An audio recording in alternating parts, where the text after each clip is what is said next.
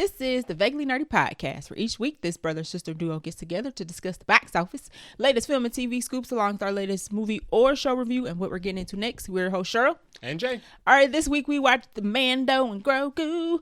I love Grogu. He's so fun. I just want more merch. If that's a spoiler to my review. But Jay's on deck for trivia. What you got? All right, trivia for Mandalorian Grogu. In Mandalorian Grogu, there is a scene in which Mandalore, Where Mandalore? what's his name? Who? Does Mando? Oh, Din? You mean his real name? Din, yes. Oh, okay. Oh, okay, I was getting confused with his name and the name of the match. So, okay. in The Mandalorian, Din is part of a Jarek match, which is the fight pit that we see in the trailer sequence of the movie. Yes. Non-spoiler for people who have not seen the movie. So at some point in the movie, he has to go into a pit match with a bunch of monsters. Yes. This is not the first time these monsters have been seen in Star Wars. Oh, really? What movie would you have seen these particular Star Wars monsters in? I think I know. Is it another movie with a pit scene? No. No? So it's not one of the prequel movies? No. Oh. Where would these have been prior to? Is it a movie? Yes, it is a Star Wars movie. Is it Return of the, what was the second original? Return of the Jedi?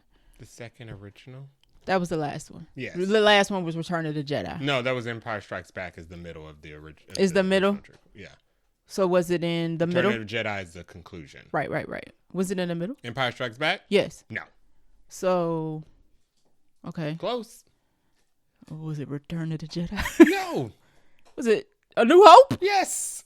The first one? Yes. The sixth one? Whatever. These creatures are, really? Yes, in Star Wars A New Hope, when Luke Okay. Skywalker first cuts on the Millennium Falcon and meets Han Solo and Chewbacca, Yes. Chewbacca is playing a digital chess match with monster creatures that are battling each other. In that digital chessboard game, it's the exact same monsters that Din Djarin is fighting in the fight pit in this movie, because the head creature creator of the monsters in Star Wars A New Hope is the same guy who created the monsters as in this movie.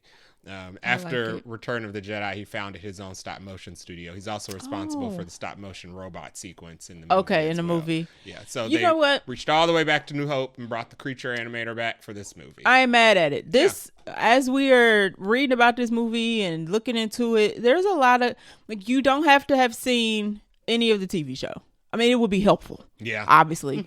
At least it would establish why Grogu and Din are so close. Yeah. But if you hadn't and you just watched this, you do miss some of the little callbacks and connections that I didn't even know of. And I watched the show.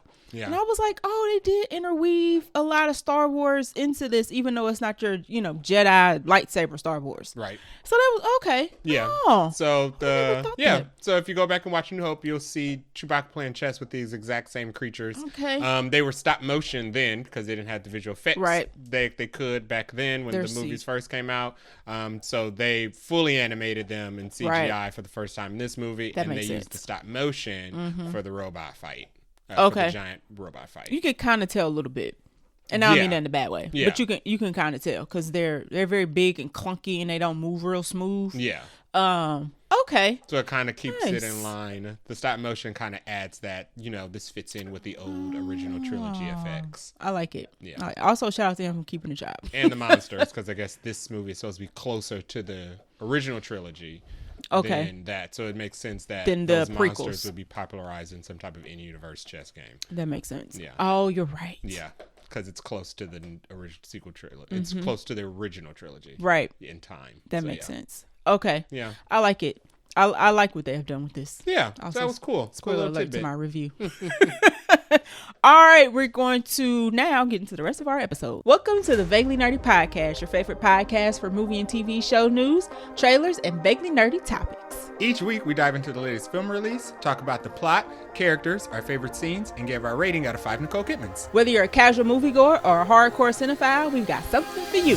Reviews, news, hot takes, and a few surprises along the way. So grab your popcorn, open your favorite podcast app or YouTube, and let's roll the reel on this week's latest episode of the Vaguely Nerdy Podcast. So listen, we are doing 2 movie reviews. All right. So we're not trying to be here like for 4 hours. So and also Jay jinxed it. He was like, I hope it ain't no news. It's not our fault there's no news.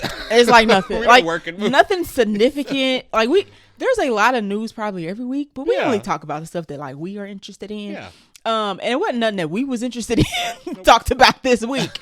So there are no new movie announcements or no updates for movies. There also is no Bunch Crunch because nothing came out that we was like, ooh, let's put this in Bunch Crunch. However, 2 trailers did come out this week that are big deal.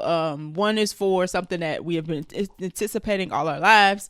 And then the other is for some movie that I am anticipating. I think Jay's anticipated too.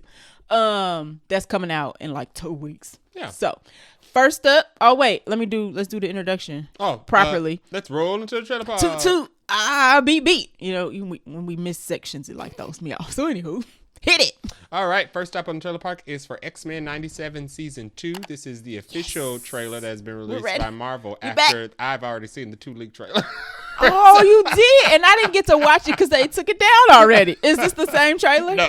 Oh, okay. They changed it up this time. They was like, y'all won't get us again. This is different than both leak trailers. But, really? Okay. Yeah, so. I'm gonna save my question for you to the end. Don't let me forget. Don't let me forget. I have a question for you. So what does this trailer show? This picks up after the season 1 of X-Men 97, where it ended, where.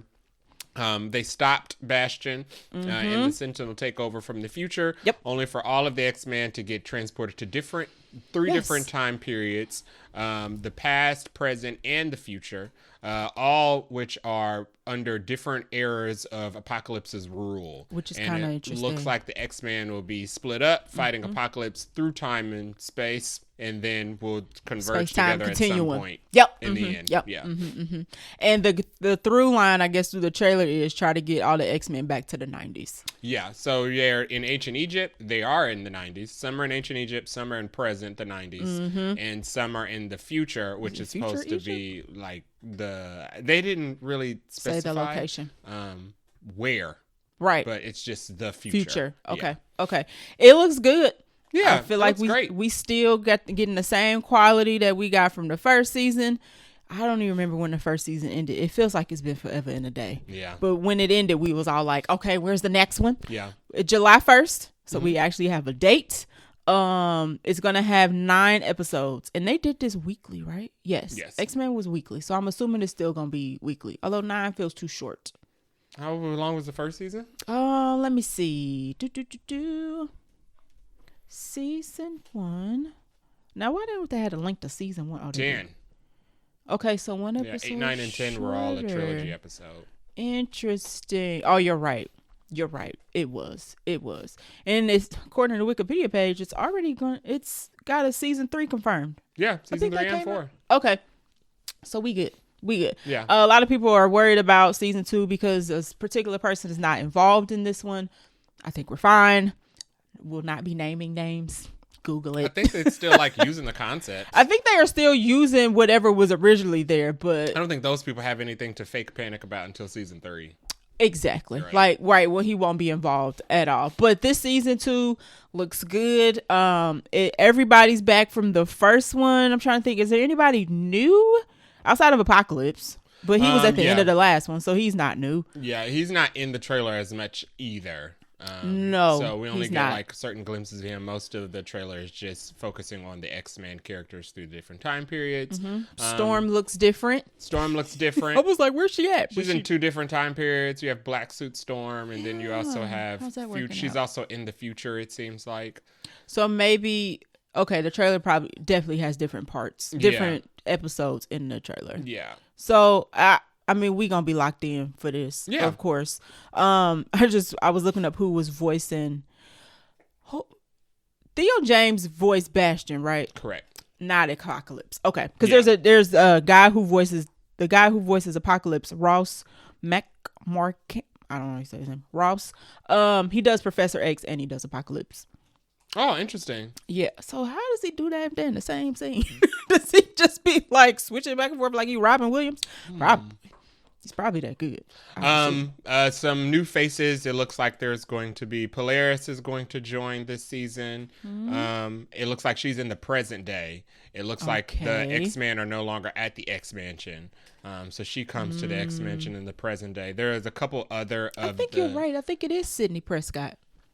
Well, it says that she denied it, but we don't know yet. So it said in March. She just denied. Well, May, I'm sorry. She just denied that she would be joining the cast. So we don't know. Okay. Everybody else is saying it's her, but we don't know. Okay. So I guess we'll find out when it starts. Maybe she's not allowed to say. It's fair. They do that. They do that. Morph is back. It also looks like we will have Nate Summers, who is voiced by a person in the movie that Michael we gonna Johnston. Who is the lead in Obsession. So he'll be in the future. Collecting that check. He'll be in the future while Cable looks like he's in the present still. Yes, Cable and Bishop looks like he's in the present. Bishop and Cable are in the present. Okay. But Jean, Cyclops, and Nate are in the future. And then X, Rogue, Magneto, and Nightcrawler are in the past. Right. And I think Storm was in the past too. We don't know. I have to watch the last episode over. Because they didn't say where she was. She was just missing on the board. You're right. So we don't know. She was just missing. Yeah. I remember that. So I will probably watch. If you have not seen the first season, you are missing out. So definitely catch up on the first season. It was excellent. I think it's like one of Marvel's best rated by critics and audience projects ever. So very excited for this one. Yeah. Hopefully they have maybe. I was saying, I wonder if they're going to have a presence at SDCC. Oh, absolutely. Because it comes out before. Absolutely. I don't know. Probably because we'll be in the season and it comes out weekly. And all the voice cast was there when we were there last year. They were, and they didn't even have a season out. Yeah. So yeah, this will be definitely, we will be talking about this on the podcast. Either it's going to be a whole episode or a sidebar or something, but this going to be good. Next stop on the Trailer Park is for a good one. This is for Disclosure Day. This is the final trailer we get, which it's only been 2 trailers, I think. It's only been 2, and it come out in 2 weeks. So Steven Spielberg, like, y'all gonna come to my stuff. This comes out June 12th, 2026 in theaters only. What's this about? This is about the world's first encounter or first public discovery of aliens. And it looks like the government is trying to keep whistleblowers from exposing it to the rest of the world. It looks like the aliens are going to show up anyway, so there's no point in trying to stop the whistleblowers. I don't. What else is? I don't know what he's disclosing once we see. Like the ship shows up, so it's got the. Stopping him seems like small fries. I just say he copied, but it's got the Independence Day situation where the like ship come out of the clouds. Yeah. Or maybe that was Close Encounters of the Third Kind did it first. Anywho. Yeah. Yeah, the aliens are there, and they look like. So the aliens, it did.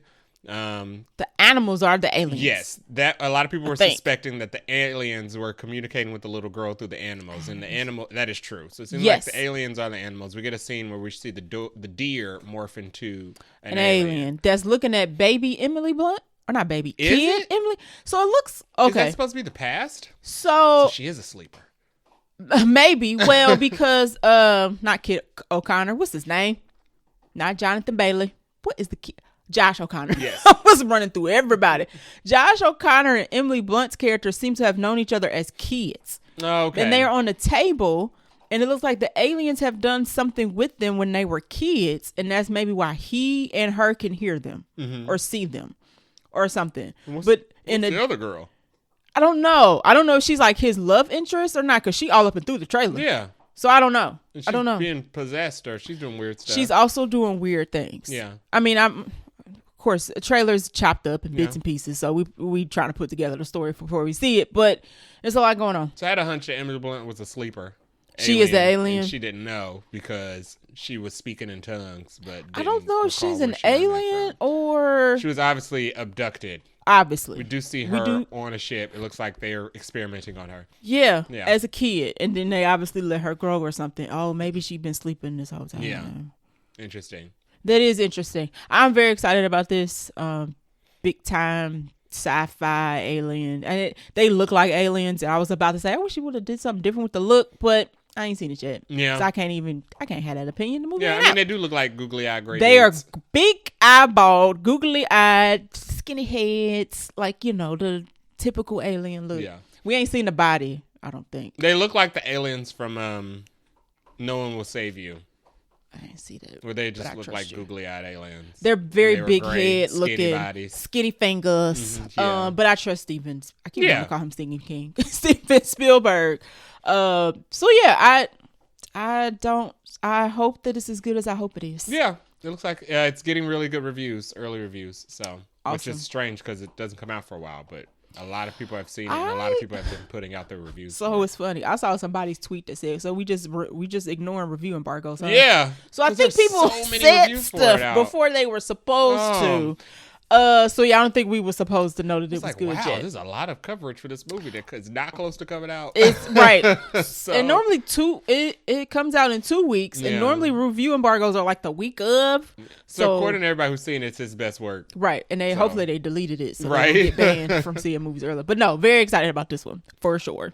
All right, so that is all the stops in the trailer parks. We're gonna skip Bunch Crunch and wave as we go. Crunch. Bye Crunch. See you next time. And do you just want to get into the review? Yes. So we just gonna roll right into the first review. We're gonna roll right into our Obsession review. We saw Obsession 2 weeks ago. Yes, on Memorial Day Monday. There it is. Time is weird. So let me get my notes out. So it actually came out May 15th. 2026. The writer and director of this is Curry Barker. Now he has some other feature films, but this is his biggest one. Mm-hmm. This is his. It's not his directorial debut, but this is definitely the one putting him on the map. Cast and characters of Inception include Michael Johnston, who we just mentioned for X-Men 97, plays Bear. Indy, how you say her last name? Narvaretti? Navarette? Sure. Indy. Like Leatherette? Maybe. Navarretti. Yeah. Anywho, Indy plays Nikki Friedman, who is a friend of Bear. Now, these other two people actually don't even have a link in Wikipedia, so I think they are super new on the map. Cooper Thompson plays Ian, and Megan Lawless plays Sarah Harper, and they're also, the four of them are a friend group. There are other people in the movie, they don't matter. And then Corey Barker makes the director is the voice on the phone. So if you've seen the trailer, there's somebody on the phone that is what he sounds like. If you were curious, he sounds older than he looks. Interestingly enough. Yeah. Anywho, runtime of 1 hour and 49 minutes, so not super long for this spooky movie. The budget, depending on what source I look at, is anywhere from $750,000 to $1 million. Still low, cheap, dirt cheap. We talking McDonald's money type of budget. However, box office wise, this thing is blowing everything out of the water. It's making buckets and buckets and buckets and buckets and buckets of money. So far, the whole worldwide box office is $108 million. So it has made 100 times its budget. Yeah. And apparently it's going to digital Monday or Tuesday. Yeah. And people are like, no, don't do it. And I'm like, it's made 100 times its budget. Yeah, it's fine. They're fine. They kind of don't need no extra. Yeah. Hopefully everybody got bonuses. I don't know. I wonder how this works. When you have a movie that has made 100 times its budget, do the actors get extra? They give you an option. You get to get a chunk of change up front, or you get to sign on for the bonus. Right. Now, somebody said that because his budget was so low, that somebody didn't get paid appropriately. And I was like, ugh, that's kind of rough. But I mean, ain't I don't my know business. What scale is for an actor. Ain't my business, but this is a very low budget for any type of movie in today's economy. So it making $108 million from $1 million budget, it's kind of crazy. Anywho, score wise though, cinema scores at A-.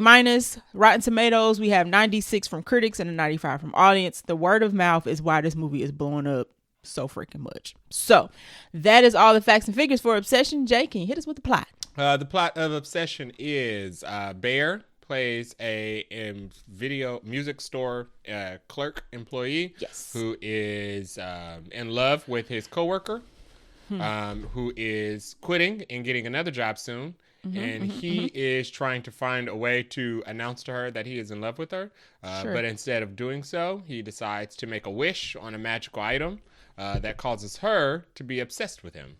And hijinks and shenanigans ensue. That's a good way to put it. That's a good way to put it. Is it a hijink? It's definitely a shenanigan. Yeah. I'll put it that way. So let's get into as we typically do, get into our non-spoiler thoughts first. Do you want to go first? You want me to go first? Sure. I thought this was a good spooker. It wasn't entirely scary. It was more so just like tense. Thriller. Psychological thriller. Yeah. Well, not even psychological. I wouldn't even call it psychological. I mean, it was tense. I'll put it this way. I don't do horror movies like the super spookies, and I was fine. This doesn't have jump scares in it. The one. horror comes from... We got one. Okay, it does have a jump scare in it. The horror comes from like other elements, like how Nikki is reacting or behaving ever since the possession takes place. Yes. I think it did a good job with setting the tension. I think everybody acting wise did a really good job. Agree. Especially Indy playing the possessed woman, because she basically switches between Nikki and possessed Nikki. Yes. Throughout the movie. Which I didn't anticipate that part.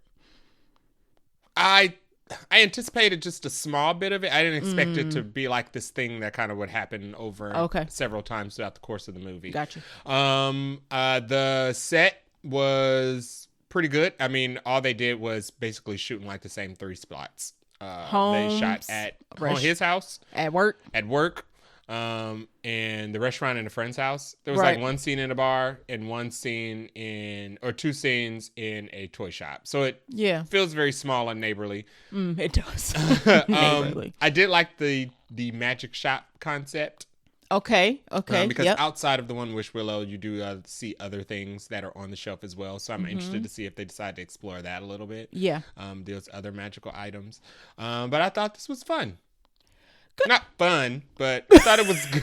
What a way to describe that. I thought this was good. A lot of people pulled a lot of like social commentary from this. I didn't. What social commentary could you possibly pull from this? Well, I guess like Men or something. I mean, that's every movie. But it's just, this is a weirdo. I guess. So, okay. I mean, you could say this about Bear, but single white female also exists. So, crazy is across the spectrum. So. I mean, a typical man, I guess, is what you could pull, but sure. Other movies have done this, so I don't know if this movie is doing the social commentary lifting. No, I thought this was and I would describe this as like very Hereditary light. Okay. Yeah. Light. Very light. Super light. And not saying this is copying from Hereditary. I'm just saying in terms of the tension and the fear factor that Hereditary builds throughout its film, this movie does some things similar. It's not as I don't think it'll be unwatchable for people who can't watch Hereditary. Like me. Yes. Like me. She was able to make it through I made it through this movie perfectly fine, and Hereditary gave me nightmares. Yeah. And I have not seen Hereditary, mind you. It does have some Hereditary-esque moments in this. I've only watched the kill count of Hereditary. So if you needed a comparison between movies, you're fine watching this. You're totally fine. Did you have anything else for non-spoiler? Those are all my non-spoiler notes. All right. My non-spoiler thoughts are, this is a wild, fun take on the one wish to kill them all type of movie. Yeah. So this is not a movie. Having one wish and this one wish is like the worst thing you could possibly do. Yeah. It's not a new concept. Yeah, the be careful what you wish for thing. Exactly. Hey, that's exactly what this movie is. Yeah. But it is a different take in terms of how the person who gets impacted by it reacts. Yeah. So usually with those movies, like everything around the person changes, right? Because I don't know, it's like Bruce Almighty. Or he had that one wish where he wished he was God or something like that, right? Yeah. And it impacts everybody around him. This only one person technically gets impacted by the wish, but what that person does is crazy. Yeah. It's wild. Affecting the friend group. Right. And those actions are what changes everybody else, not the actual like wish changing everybody else. So that was different. I like that. The music in this was crazy. Yeah, it was a very interesting score. So it gets like really loud at certain points and you think something's about to happen and then nothing happens. And then there's no music and you're like, okay, and normal scene. And then she like screams at the top of her lungs. Or she like pops out like a ghoul. So they play with the music here very, very, very well. It definitely sets up that tense environment. And sometimes you're like, can y'all turn this off? It's too loud. But they're trying to like get your heart rate up for nothing to happen. And you're like, oh, thanks very much. Now my mind's out of whack. Indy's acting, Indy was acting. Yeah. So she has to act to make this movie like is what it is. Yeah. But everybody else, like the other 3 friends, Bear and then the other 2 friends, also are pretty good. Yeah. Everybody has a appropriate reaction to what is going on. Although Bear's reactions are a little like man up, right situation. But he is playing that role well, so I'll give him that. This veers into supernatural touch. Yeah, I mean, let me take that back. It lands in a supernatural in like the 3rd act. You're like, oh, this is actually a supernatural. So from the trailer, when we had the first trailer, I thought that she was a demon. Okay, you thought that from the first trailer. From the first trailer, I thought because in the movie, in the trailer, like her face is always dark. Oh, yeah, and I was like, oh, her face is dark because when they show her in the light, she's gonna be like a crypt or something. You were onto something. I was, and I was kind of right, but not totally right. She never turns into like her face never turns into like. No, she does not turn into a monster. Tales from the Hood or Tales from the Crypt looking thing. She don't turn into that, but there is a supernatural element. I was like, okay, I was kind of right. And it's a very interesting take on that, but it's not too scary, but it is a little supernatural. Yeah. I just wanted to put that out there. The beginning felt a little slow, but it was necessary for setup. So I get it. I was kind of like, can we get to the part where she's like possessed and start acting crazy? And they take a while because they got to set up the relationships of the friends and Bear and Nikki before everything flips. Yeah. So it was a little slow and I was getting a little restless, but the payoff, I guess, was there. So I was fine with it. And that's all I have for non-spoiler. Sweet. Promise. I don't think I had anything else. So if you have managed to not watch this movie, everybody and their mama is going to go see it with this 10 times its budget. But if you don't want to be spoiled, definitely go check it out and come back because we're going to spoilers in 3 and 2 and 1. So starting off the top, we have Baron Bear Bailey. I don't know. I wonder if that was on purpose that his name is BBB. Anywho, I didn't know his name was Baron at all, but I did know his name was Bear because that's what everybody calls him in the movie. Bear is pathetic. Yeah. To just top it off. Now I do feel bad for Bear because of his cat. Like his cat dies at the beginning of the movie, and that has nothing to do with anything. Like the cat's not. You don't let her find out that the cat was poisoned by Nikki or anything. So he's addicted to drugs. Is that what I got from that? I don't know if he was. I think what he took. I didn't take that he was addicted, but he was using drugs for. I think they were painkillers. He had no pain. That never came up. Oh, you're right. And the cat got the pills. And we never know how the cat got the pills. But the pills weren't in the medicine cabinet. He put them in the medicine cabinet. Maybe. So did he just be doing oxycodone? Maybe. Maybe. And I guess that's an interesting take because, you know what? You're probably right. I was like, I wonder if because he gets mad at Nikki about some drug use. And yeah. Of course, it's gaslighting, right? Because he's probably also on drugs. Tripping. I was like, wait a minute. Is he going to come back? So, Bear's a drug addict. Yes. A sad drug addict who's lonely, whose cat dies. I feel for him because of like he really likes Nikki a lot, but I also don't feel bad because it's obviously like Nikki don't feel the same, and I don't know why Bear don't catch up on it. But he's so like oblivious to his love for Nikki that he can't see in front of his face that the movie does a good job of showing us that Nikki's not interested without just flat out saying it.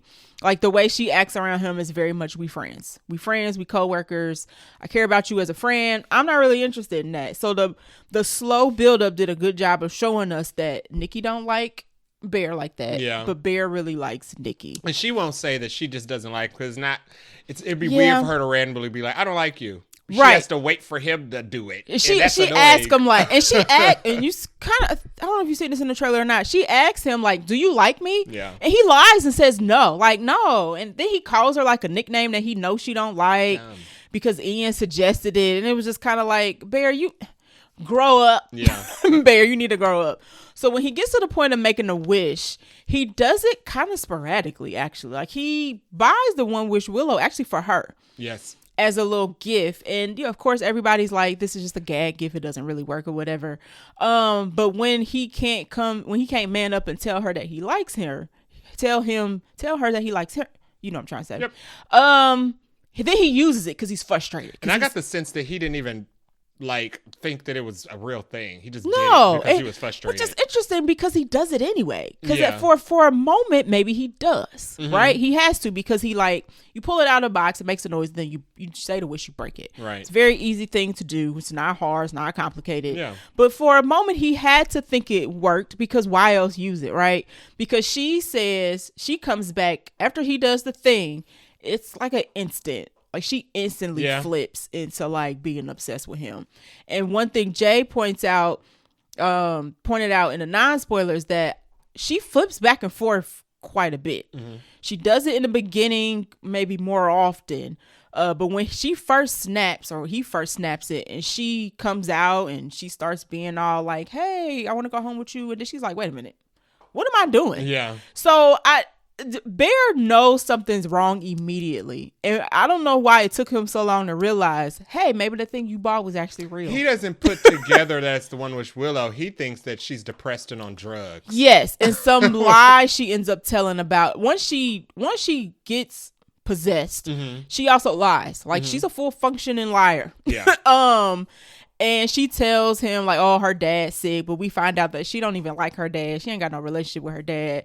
But he takes so long to realize, hey, dude, that thing you bought from that magic shop, probably should have been a little more careful with that. Yeah. So, but the actor does a very good job playing Bear. As the movie goes along, you feel less and less sorry for Bear. I mean, you don't really feel sorry for him at all, do you? I stopped feeling, they did a very good, you said the beginning was slow, and it kind of was, but they did a very good job at making Nikki and Ian and Sarah very likable. Yes. To where, because you know what Bear's gonna do, you already are against them. Because like, these are fun people, and they're normal, and they're a good friend group. Yeah, so you're when right. you know what Bear's gonna do, I immediately start hating Bear. Right. And I felt a little bad for Bear because of the cat, right? But once he just does multiple things, you're just like, oh, this is I mean, the snapping of the wish was terrible, but there's other terribleness that comes along a little later, and you're like, he doesn't get better. He don't get better. He don't get better. So, but yeah, the actor who played him did a very good job playing Bear. Next is Nikki Freeman, Indy, who plays Nikki Freeman, who is the main actress, who is the possessed one. So you feel sorry for her pretty instantly. So the way this works is the wish, it's a possession. So basically, the wish doesn't change who you are. No. It sticks a demon in your body. Yes. Who is playing tug of war with you. So over control of your body. You're still there. And the demon is pretty much acting out what the wish is supposed to be. Because it can't change Nikki. Right. So we find out, but it takes I guess we find out instantly.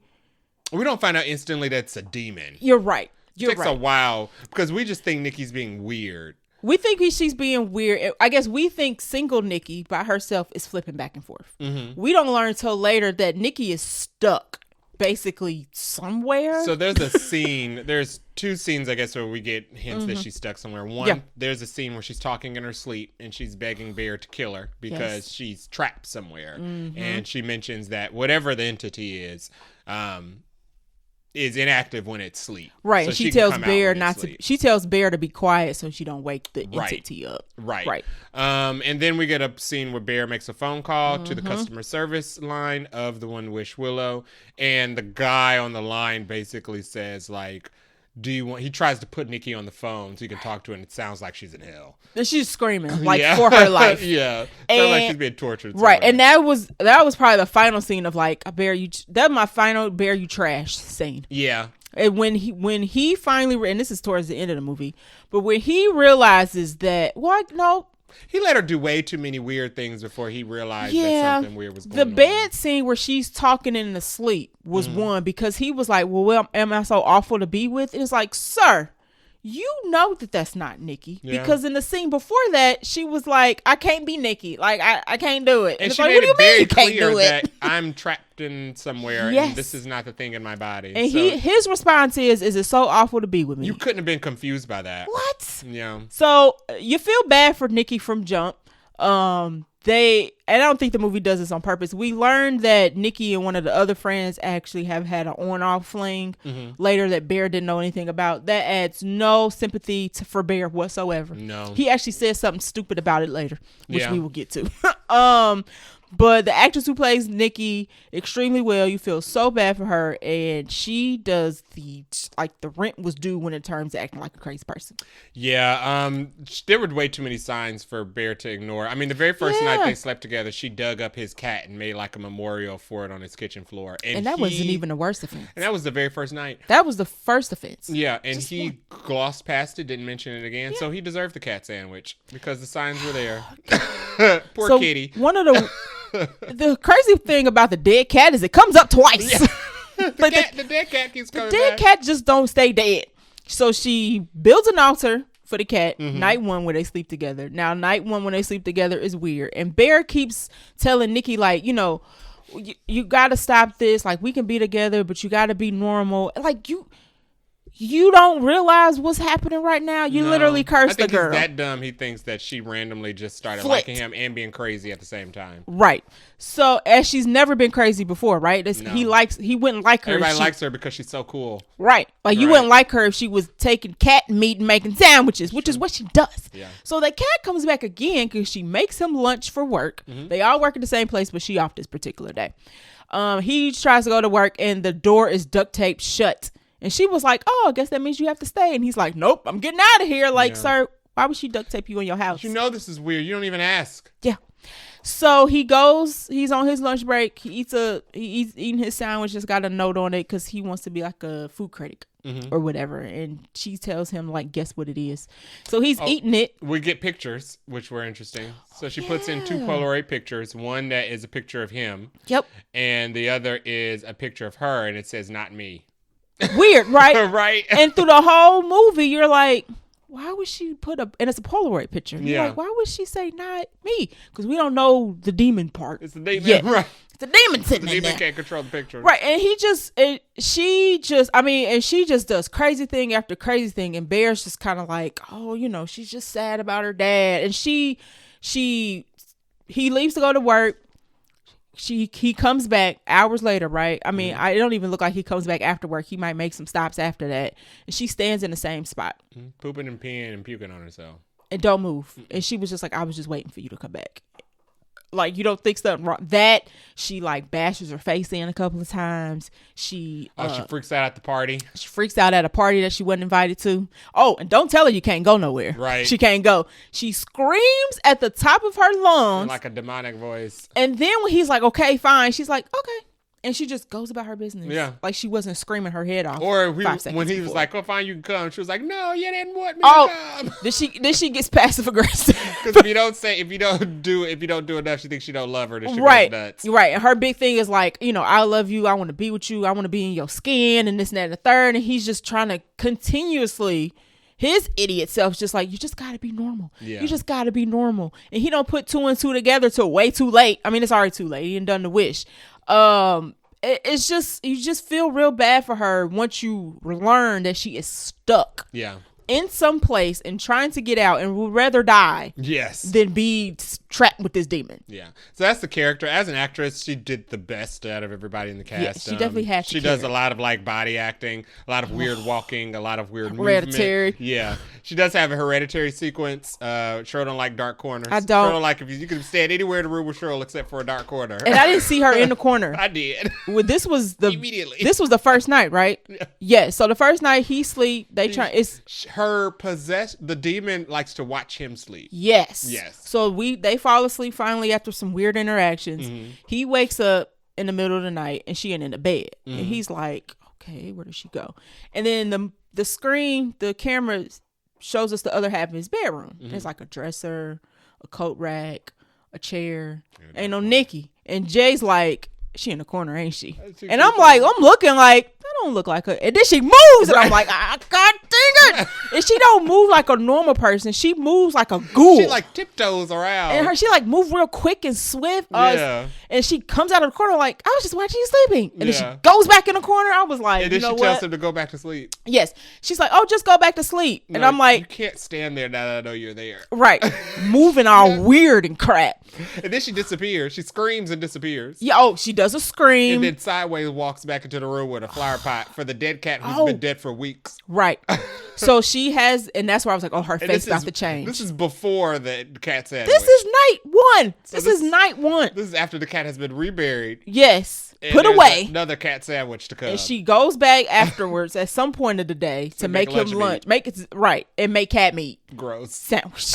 And I thought her face was about to change because she puts a flower pot up. I think it's a movie poster. Oh, yeah. She puts a flower pot up and he's like, Nikki, like, what are you doing? And they linger for a really long time. And she's like not saying anything. And I was like, she gonna move this pot and it's gonna be like Crip. Yeah, it's gonna be like Smile or something. And no, nothing. She just she's like, it's for Susan or whatever the cat's name is. And she just sets it down and goes to bed. Yeah. And you're just like, what the fuck is going on? What is going on? She was nuts. Excellent job. Yeah. Excellent job as Nikki. No notes. No, nothing to tweak there.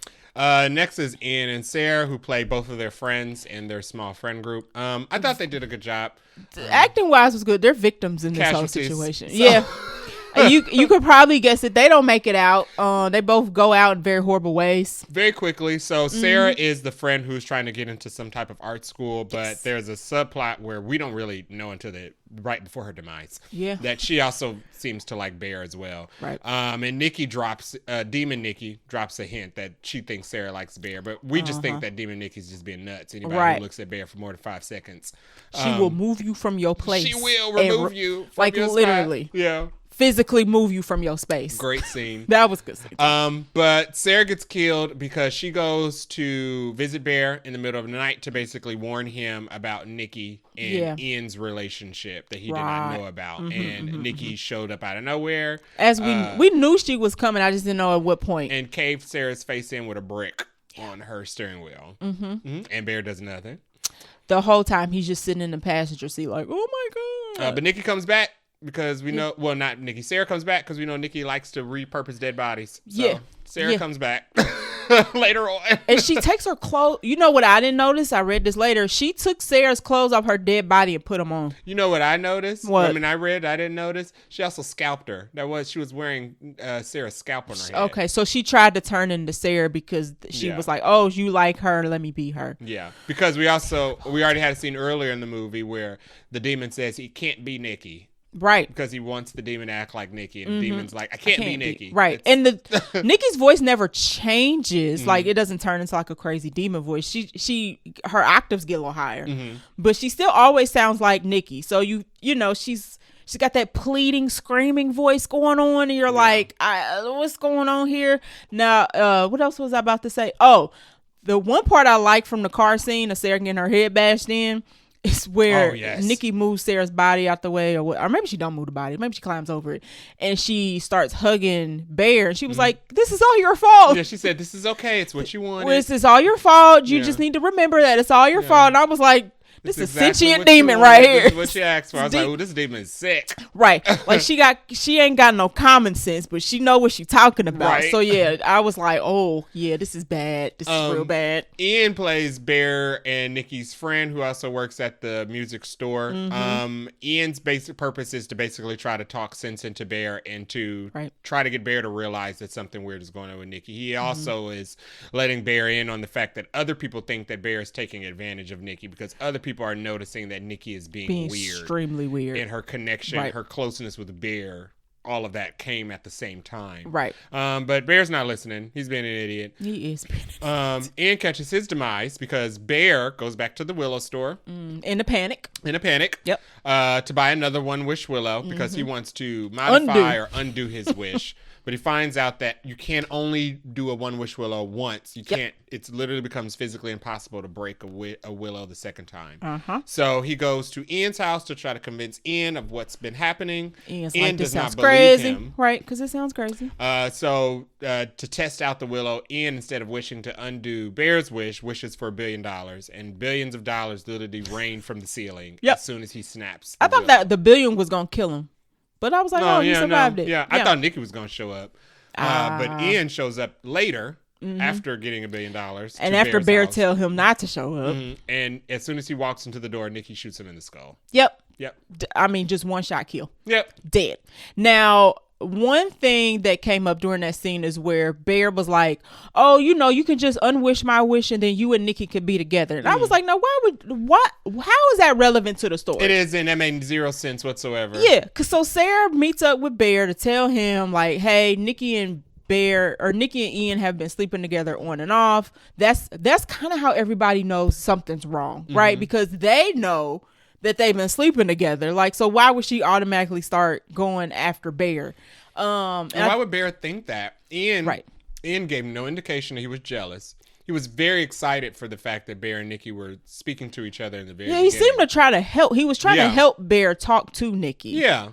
I guess. I don't know. And then did I read that somebody was saying that maybe Ian thought that Nikki was trying to get back at him? I was like, get back at him for what? Yeah. They was sleeping together covertly. Like, nobody knew their business. Yeah. But Sarah, who been told. So it was like, I don't know if Bear's comment to Ian was justified. No, it wasn't. What it did was it pissed Ian off enough to not wish for what he wanted him to, and he wished for $1 billion instead. Right. And then he went to Bear's house and died. Yeah, so Ian and Sarah don't make it, but shout out to those actors. They were very good in their supporting roles. All right, likes and dislikes. Let's see. What do I have for that? So likes, the sound really carries attention in this movie. I already mentioned that, but I mean, it was worth mentioning again because it was pretty excellent. We did not see this in XD, so that would have been crazy. I don't even know if it was offered in XD, but that would have been crazy. I liked that it did not have a cookie cutter ending, so we'll get to that in a second. Yeah. But they could have made it to where it was your typical everything wraps up nicely scenario, but they didn't. So I appreciate that. And it's also, speaking of the ending, Bear got what he deserved. Yeah, basically. I like that he got what he deserved. But I didn't have any dislikes. I didn't really have any dislikes. I liked the music because it was very off from whatever was happening in the scene. Yes. It was, so like in the scene, like they would have the same like hopeful kind of score playing in the background of something really creepy happening or something really weird happening. Right. Or it would change and be really creepy. Oh God, what's about to happen? I really liked Nikki's performance and the way that she depicted when she would flip or when the demon would come out. There was one of the best scenes was at the Friends party. Yes. Where they're basically doing Dare Jenga. And Nikki is being nuts. Bear pulls a brick where he has to kiss the person to his left, and it's Sarah. So Nikki literally walks over there, moves Sarah's chair with Sarah in stands it next to Bear, and puckers her lips up. And nobody does or says anything because everybody's afraid. And then she gives a weird poem about incest between Hansel and Gretel. Terrible. And then worst she thing I've ever flips heard. out and says, "It's not me. It's not me." And stabs herself. Herself in the face. Yeah. So great acting. Great scene. Great acting. She also had a weird scene where she walked backwards randomly, and the music started blaring real loud when she did it, and then she walked backwards into the kitchen and then acted like she was gonna run at him, and then walked right back to the spot in the kitchen, and she keeps putting herself in the dark. They do a lot with backlighting her, and you don't see her face; you just see her silhouette. Yeah, which is weird. I'm it like, makes it tense because the demon's coming, right? The demon's coming, right? No, she still always looks like Nikki. But those are all my likes and dislikes. All right, so with that being said, let's get into the ending. So Jay kind of set us up perfectly for that. So Sarah's dead. Bear goes back home because he does have an extra willow. Like, he buys a couple of willows. So his thought process is, okay, if my friend is not gonna do it because now he's a billionaire, let me go home and try to convince Nikki to see if Nikki will do a wish to undo. I was like, sir, she is in love with you. She's not gonna undo the wish to make her in love with you. Anyway. He tries to talk her into it. She ain't about it. She threatens to kill both of them, essentially. Like, I'm going to kill you, and I'm going to kill you, then I'm going to kill myself, like, if you don't want to be together. So he locks himself into a bathroom. She is screaming at the top of her lungs. I thought he locked her in something. No, she just acts like it. She's just in the hallway screaming because even if he goes to the bathroom, she's like, what are you doing? Why are you in there so long? He's like, I just need 5 seconds. So Bear at his breaking point is like, because we hear from 2 people, the store shop owner and the customer service guy, like, to end it, you got to go. Like, that's how you, because he asks, like, how can I get rid of this? Like, you can go if you want to end it. So that's kind of what he decides to do. He takes his pills that we mentioned earlier, and tries the OD, basically on oxycodone. So he chucks it, no water. I was like, I don't believe this. You need some water to wash all these pills back. Anyway, I'm going along with it. But then at the last second, he decides, I don't want to go this way, because he has a gun. And he tries to shoot himself. He can't come to terms with it. So then he turns to the pills. And he's taking the pills. He's like, about to go, but then he tries to make himself throw them up because I think he like backs out of it. But then instantly he just stops what he's doing, looks all happy and cheery, and walks out to Nikki. And we hear her open the box because it plays a chime. I heard the box open. See, I didn't and hear I was very the confused. box. I was like, who opened the thing? Oh, yeah, you hear the chime out, and I'm like, that's weird. I missed that part. Yeah. So he comes out, and he's like, oh my God, Nikki. And they start like embracing and kissing. I'm like, oh. And then we do a wide shot, and we see that she broke a willow. Assuming that she did it to say, I want him to love me as much as I love him, or something like that. So they all embracing or whatnot, but he didn't throw them pills up. So was he possessed at that point? Yes. I took when she did her thing. His soul went to hell? Sure. Okay. I think she used her little willow to say, I want him to love me like I want him. So it wouldn't have been Bear at that point either. It wouldn't have been Bear at that point. Okay. Because he stands up, because he's about to throw up. Yeah. And he just stands up like he's fine. And he goes out and immediately starts kissing her. And I was like, oh. And then when we pan out, we see the willow packaging. I was like, oh, she wished him to. She basically did the same thing he did to her. Yeah. So he's not himself at that point. Right. But it's too late because he didn't cough them pills back up. Right. He's dying. Yes. He's dead. He's coughing up. Nikki's freaking out because, she loves this man. She's like, oh my God, my world is done. She's about to off herself with the gun. But at that point, Bear's dead and everything's broken. The spell breaks. The spell breaks. And instead of being like, oh, I'm relieved, she's freaking out. Yeah. So she just screams. And the movie ends with her screaming. Yeah. And the credits start rolling. Yeah. And she's surrounded with her screaming. By dead bodies. Yeah. She's surrounded by Ian's dead body. Sarah's dead, scrapped up, somewhere, scalped body in the kitchen. Yeah. I think in the kitchen, and then Bear's dead body on the floor, and the cat somewhere, and a dead, cut up cat. Gross. And she's bruised and wounded, and her face is cut up, and she covered in blood. And that's how the movie ends. That's how it ends. Everybody ends horribly. Yeah. Nikki lives, but she'll never be the same. She will never be the same. Now, I did see that the director does have another movie coming out. It is called hold on, give me a second. Anything But Ghosts. It's another horror movie. Okay. It's about 2 fake supernatural you'll probably like this. 2 fake paranormal investigators must face the actual ghosts while dealing with the deception of their own fraudulent business. And it's going to star Ian from this one. Okay. But he said that Nikki's fate will be mentioned in this movie because they're in the same supernatural event in the universe. Because it's in the same universe. Interesting. So something has happened to Nikki. How? If Ian's playing a different character, interesting. Yeah, well, you can kind of play around when it's your own world. Bryce Dallas Howard is also in this movie, by the way. But yeah, so we will. Jay will find out because I ain't watching that. I mean, you could be good. Ghosts are mentioned, sir. Ghosts are mentioned in this one. I'm not touching that. I already know what he can do with people that ain't ghosts, so I ain't going nowhere no ghosts.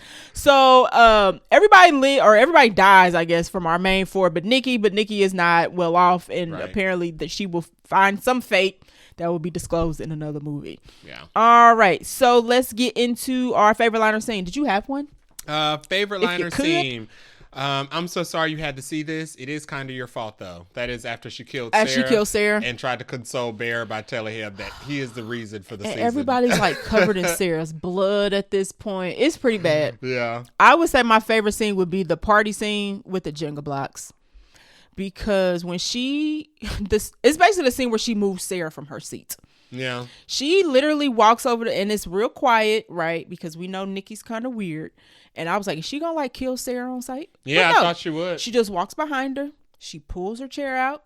And it's like that weird noise, right? When you pull somebody's chair and they sitting in it. The floor. And then she bends down and just puckers her lips up and ends. And Bear's just like, I was like, you better kiss her or else it's going to get ugly. Yeah. And he does because it could get ugly.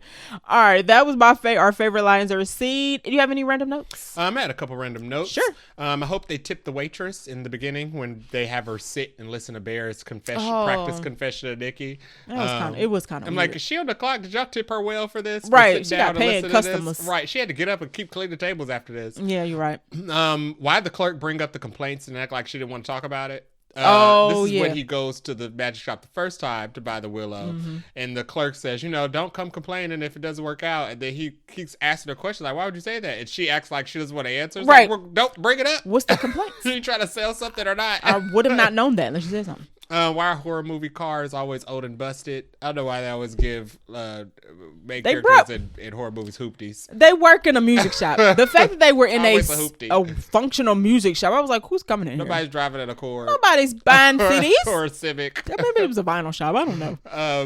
I didn't get the maybe somebody can explain what the meaning of his alarm clock being in military time at night. Oh, I don't know. What's wrong? It was 4:55 in the morning. It was supposed to be, but the clock was reading 16:55, which would be 4:55 p.m. I don't know. I'm thinking movie. And then in a different in the daytime, it was backwards. So it was military time, but the daytime was the nighttime, and the nighttime was the daytime. I don't know. Let's see. Somebody on Reddit asked. Let's see. So there was a lot of symbolism in the movie. What does a clock reading 16:55 mean? I noticed during the first time that she stayed over, his digital clock read 16:55. Somebody said I noticed that too. A few scenes earlier it said 12:08. Yeah. And then it switched. So when did it go to military time? I don't know. Because they're in America. So I was confused by that. I don't know. Somebody that's gonna come up. Maybe it's a Bible verse. Because I wasn't the only person who I googled it and I couldn't find anything. Somebody said it means 4:55. Like duh. Yeah. Unless they're going to bed in Alaska winter. Yeah. Always down. 16:55 is p.m. Yeah, it says I'm not. And then somebody else comments. I don't see enough people talking about the time aspect of the movie. Yeah, that's got to mean something. I don't know. Because people don't set military time on their alarm clock because alarm clocks will say a.m. p.m. So you don't have to do that. Yeah, so people do have the same question you have. Why the clock went from 12:08 to 16:55, and people are coming up with Bible verses and. Because between 2 and 3 is the witching hour. So 2 and 3 a.m. I mean, that's the thing. Like 2:17 p.m. Yeah. 3 o'clock in The Conjuring. Then 3 o'clock a.m. The ghost kept rattling the house in The Conjuring. So I was thinking, like, is it witchcraft? But yeah, it doesn't say. 4 o'clock is outside of the witching hour time frame. So I wasn't sure. I don't know. Okay, but you're right. Somebody's gonna explain. Other people do have the same questions. Cat sandwich was crazy. Yeah. He's such an idiot. I don't know when I made this note. At any point of the movie, you could have made that note. That's one of my random. Any point. That was an idiot. I don't know when this took place. He just took too long to be like, oh, snap, that wish was real. I also had a note that says she be loud. And I don't know when I made that note. Because she screams a lot throughout the movie. And let me take back my previous comment. He does Google it for a second. He's like, is this real? He does. And he gets to like a fake Reddit page. But then he blows it off because he's like, of course it's not real. But as the movie is going along, come on, He should have known after making the phone call to customer service. Oh, for sure. She was screaming on the phone. She was on the phone. And that was proof enough. Yeah. I was done with him after he said, oh, I'm not good enough to be with when she asked to be offed. I'm like, come on, dog. He had multiple signs. So that he's an idiot note could be anywhere. Right. That's all my random notes. All right. Did I have any? I think you covered anything that I might have said. Sarah telling him that she liked him. had no impact on Bear. I don't care what his reaction was. He didn't really like that girl. No, he still wanted, He tried to act like, oh yeah, it should have been you. But it's like, you ain't cared nothing about Sarah before. Like, they seem like they're all really good friends.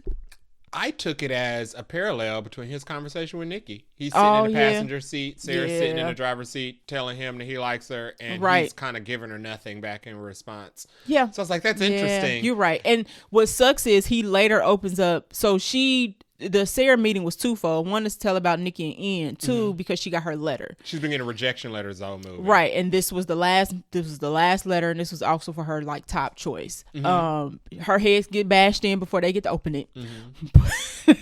Bear goes back to open it, and she got in. Yeah. And he has this moment where he's like screaming his head off because he realized how screwed up everything is. Yeah.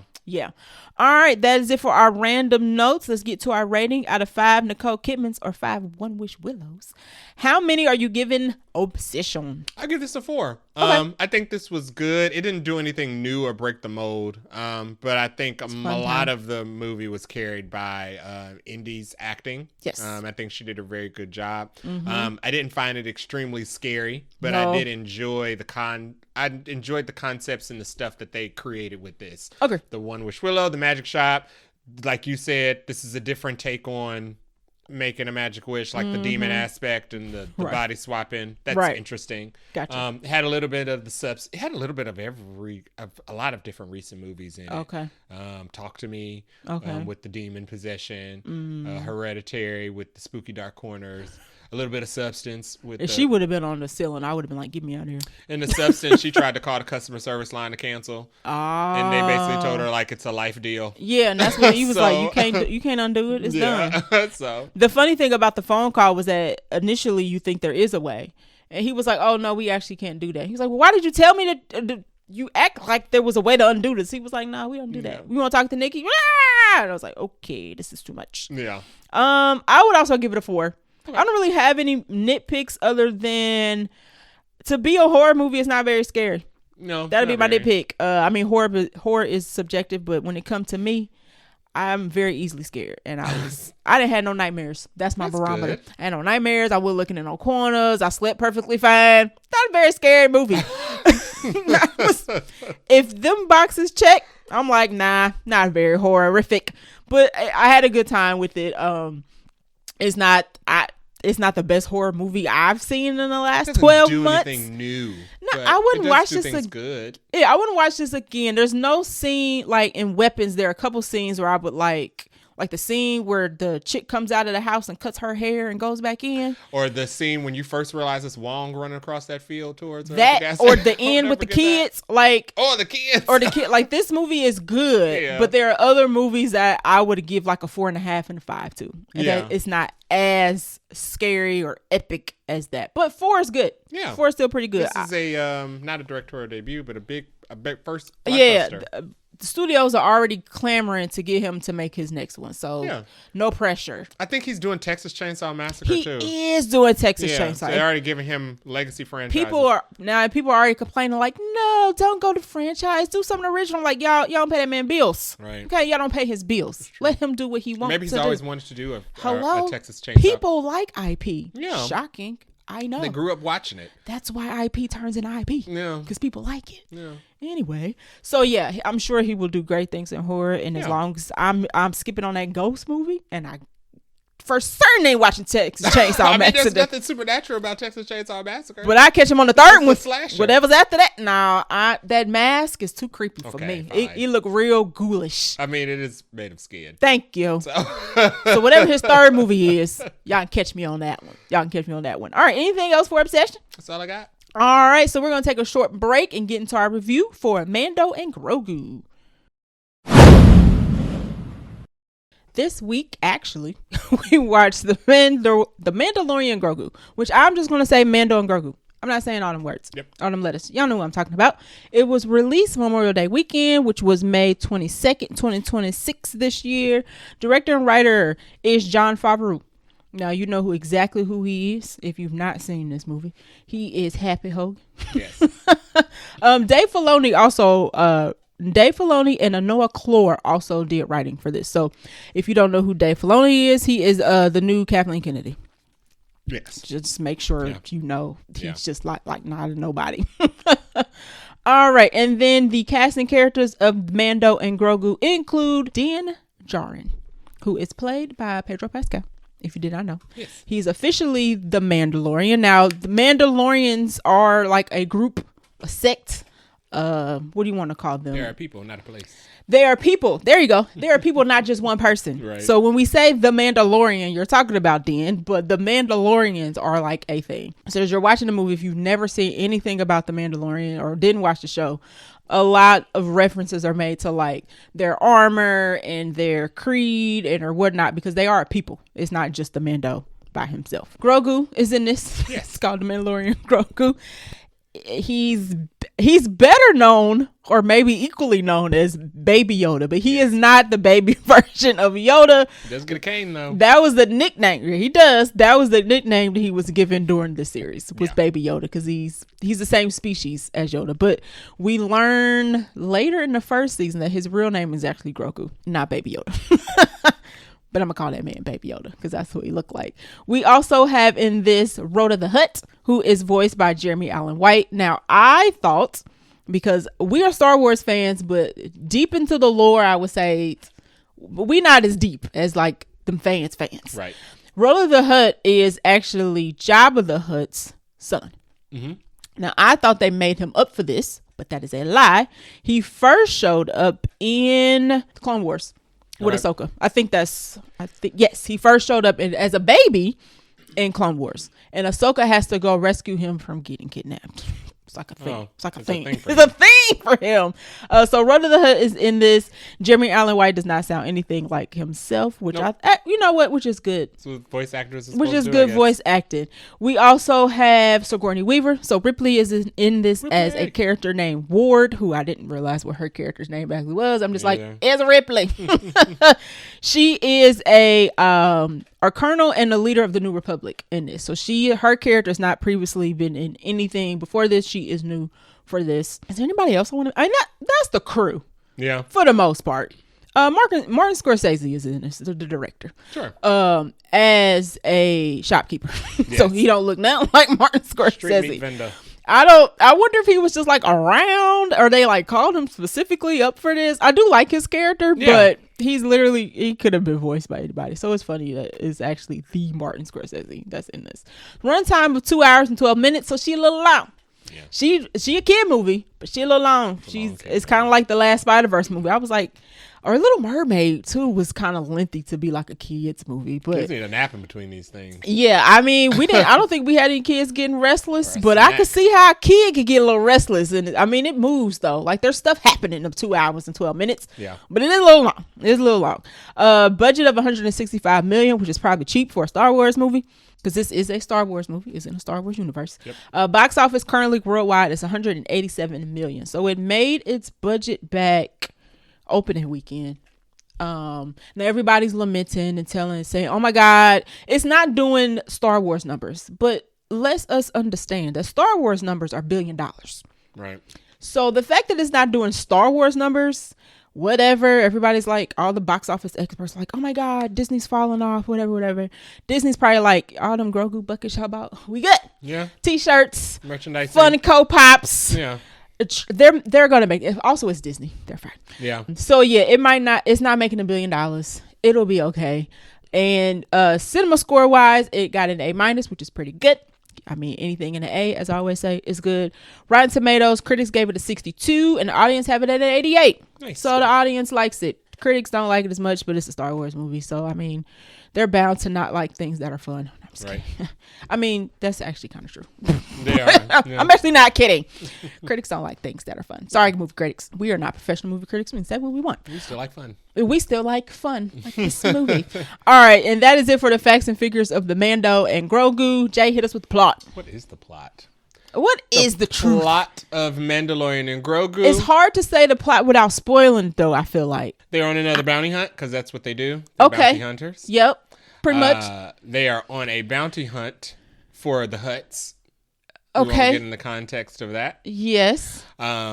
And hijinks and shenanigans ensue as what was supposed to be a very small job gets very messy. There we go. Yeah. That's a good job.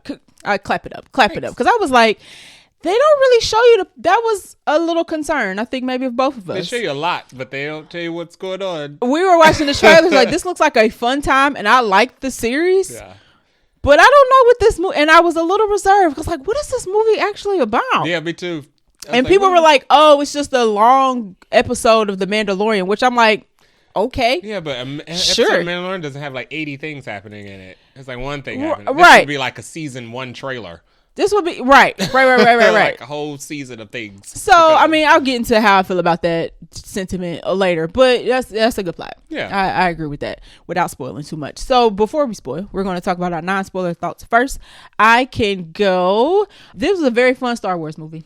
Yeah, Star Wars. I didn't realize it had been 7 years since we got a Star Wars film. Despite the quality that comes and goes with Star Wars movies, seeing Star Wars on the big screen is always a good time. Yeah. Regardless, whether it's a lightsaber fight, whether it's a starship battle, whether something getting blown up in space, whether somebody's head get lopped off from a lightsaber, somebody getting thrown out the window, some force is being used. It's always a good time on the screen. Yeah. They always make Star Wars movies look good. But this one's also fun and entertaining. So I was happy about that. It still feels very Star Wars without the lightsabers and the Jedi. I don't even think we mentioned Jedi at all. We didn't mention a lot of anything outside of... Yeah. That was one of my notes. Was like, they don't mention the greater universe at all. They don't. But it's also interesting because it's clearly connected to other things. So like Rhoda the Hutt is connected to Ahsoka. Mm-hmm. There was the mention of the chest, the monsters connected to the previous movie. Mm-hmm. So there's obviously like they're building something up. Who's the sidekick friend now? Because I didn't watch season 3. This blue guy. Oh yes, he's here. He was in he's always in it. And then like the New Republic fighters, they were in it. Like they keep reusing people and bringing characters back to the point where it is connected, but it's still separate from like the Zeb. That's what you're talking about. Zeb, who's from Rebels. Yes. With the same characters who are currently running around with Ahsoka. Correct. He's from Rebels. He showed up in the last episode of Mandalorian season 3. Mm-hmm. He's in this one. Mm-hmm. Right. So we got Jabba the Hutt, Rhoda the Hutt. We got who's connected to Ahsoka. So it's all kind of simmering in the background if you pay enough attention. Right. But there's no mention of lightsabers. There's no mention. I don't even say the Force. They don't even say the Force. But we all know, if you have not seen the Mandalorian series, Grogu is... the Force user. Yeah, exactly. He's Baby Yoda. Yeah. He's a Baby Yoda. So it still feels like a Star Wars movie. We still have like our traveling to different planets and seeing different animals and aliens and people. So I still like that I felt like I was in a Star Wars movie. Is it a long episode of Mando? Potentially. I ain't mad at that though. I like Mandalorian. So if you give me a 3-hour Mandalorian episode and call it a movie, I'm going to be like, sure, sign me up. It's so funny when Mandalorian first came out and everybody was like, this is so good. This is what the movie should be. And now the movie is here. And they're like, why are they making a Mandalorian movie? Right. And I don't think people like this. What side are you on? I don't think people like season 3 as much for whatever reason. Because the Mandalorian was very like a new villain of the week kind of situation. But that's what kind of made it fun. You didn't have this. I mean, you had a through line through the whole movie, but for some reason people didn't like season 3, and I didn't bother to look up why. I did. So if you give me a very long episode and call it a movie, I'm not gonna be mad at that because I like that show. So, and this is got budget, and we fighting a lot more, and we doing a lot more. So I was cool with that. The Hutts were cool, even the bad ones. And I mean, cool. I mean, it was cool to see them talking and interacting and being like main side characters, essentially. Mm-hmm. I didn't see that coming. Ships, fights, aliens, locations. I liked all of it. We went a lot of places. We saw a lot of people do a lot of things in a lot of areas. I liked all of that. And I could see myself watching this again. Oh, nice. Yep. Those are my non-spoiler thoughts. My non-spoiler thoughts kind of echo yours. My first one was this was fun. Mm-hmm. I thought it was action-packed from start to finish with a little lull in the middle. Okay. But the lull in the middle is for the Grogu fans. That's where they give Grogu all of his starring things to do.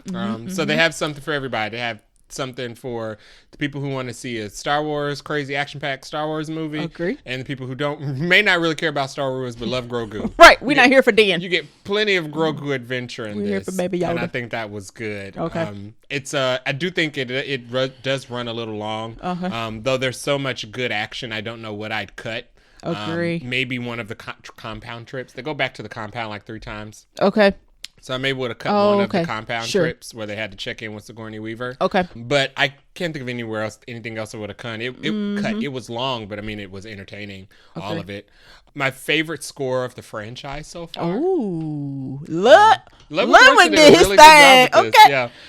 He did his thing. It's my favorite score of the complete film score. I mean, it doesn't have the two suns or whatever. Two suns rising over the whatever. Yeah, I know something. that it doesn't have Imperial March. March. John Williams, okay? Okay, it's not replacing John Williams. It's not, but it's pretty good.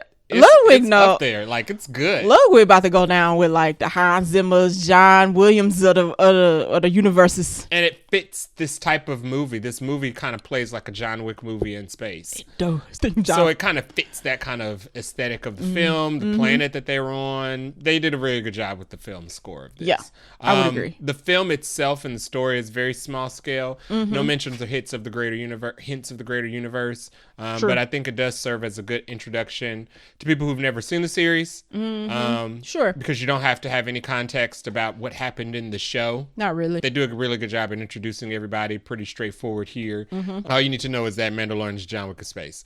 He's more John Wick in this than he was in the series. Yeah, I was gonna say, like, they really amped up his firepower in this movie. I don't know if Jon Favreau always wanted to make a John Wick movie. He and was definitely like, got the feature film upgrade. Shit! Like, he got the movie theater upgrade. Man, that man was them knives. Woo. I do think it's also a good reintroduction to people who fell off at some point along the series, which is me. I fell off at some point along the series, but I knew everybody. Everybody was pretty much doing the same thing that they were doing when I stopped watching. Okay. There were some new faces. Okay. But every character in it, like you said, was repurposed from a different thing. Even the twins, the Hutts, were antagonists in Clone Wars. Oh, were they? That was the last time they were seen, apparently. It was in Clone Wars and now here. So we got to go watch Clone Wars, is what you're telling me. I don't think they're all in Clone Wars. I mean. But they're in it.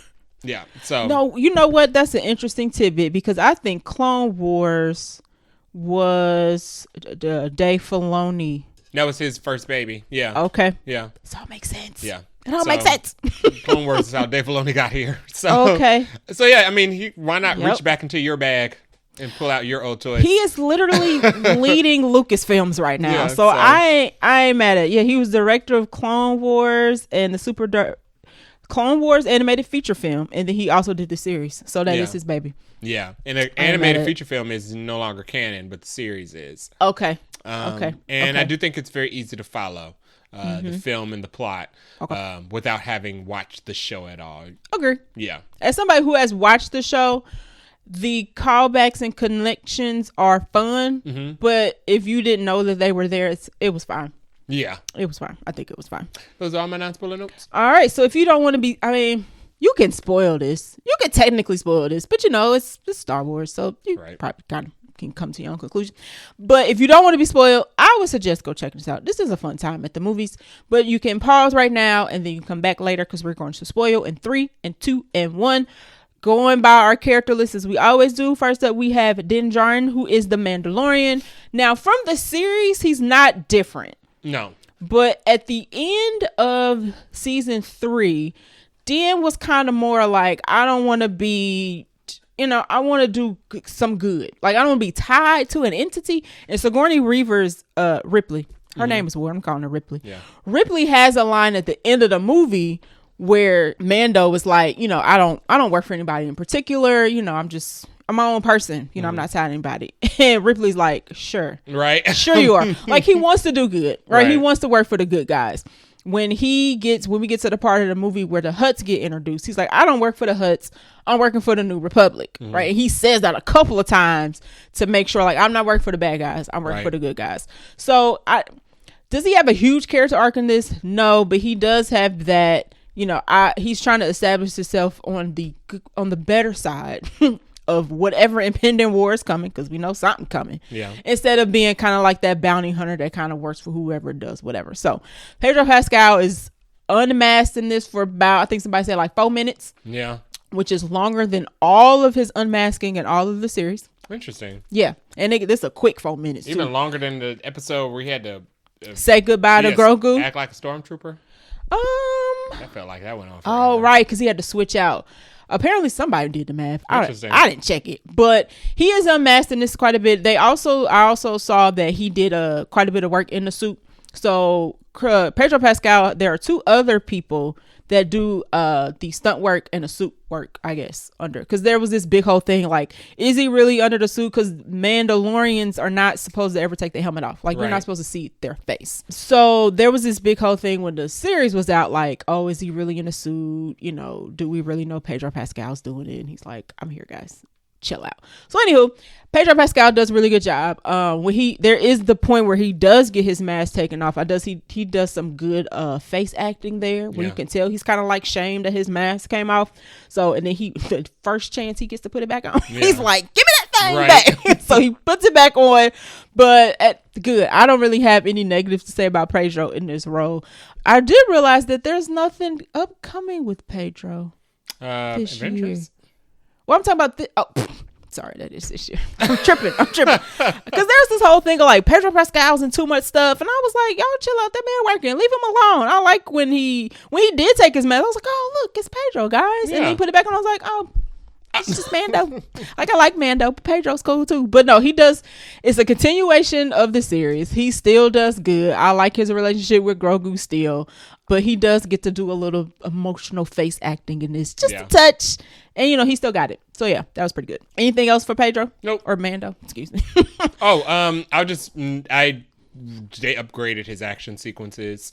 His combat ability in this movie.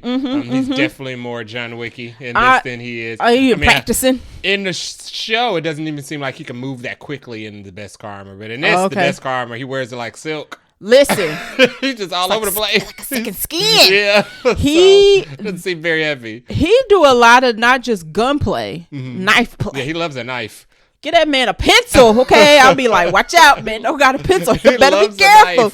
Dual knives. He was like, oh, tearing it up. Knifed a robot. Tearing it up. Tearing it up. Mando was tearing it up in this. Yeah. I will add that note. They definitely, with the, you know, I mean, Star Wars always has good fight scenes, and sometimes without a lightsaber, it's like, oh, is it as cool? Yes, yeah, it is. The Mando makes it almost more deadly without a lightsaber. Right? Yeah. Don't get that man. And he loves to set somebody on fire. What else was he doing? Stabbing, slicing, dicing. Yeah. He'll get you if he needs to. He'll get you. All right, next up we have Grogu.